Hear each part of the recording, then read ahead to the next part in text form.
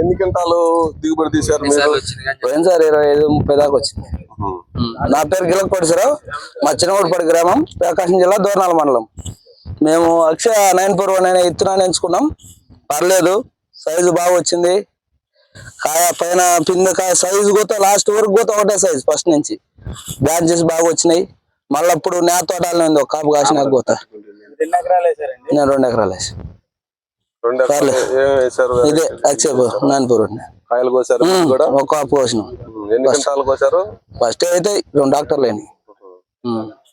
Size ఇబ్బంది లేదు. మీరు పోయిన సంవత్సరం వేసారు కదా, అమ్ముకునేటప్పుడు మీకు ఎలా ఉంది? పర్లేదు, అన్నిటిపైకి 100 మెరుగునే రేటు పడటం గానీ, అన్నిటి కలర్ నిలబడటం గానీ, బెస్ట్ కలరు ఏది రైతు వచ్చి మన వ్యాపారస్తులకు తొంగ పెట్టడానికి లేకుండా కలర్ క్వాలిటీ బాగుంది. కంపల్సరీ మనం చూసినాం కాబట్టి సెకండ్ సార్ నేను వేయడం పోతా మన దగ్గరికి వచ్చి ముగిదే.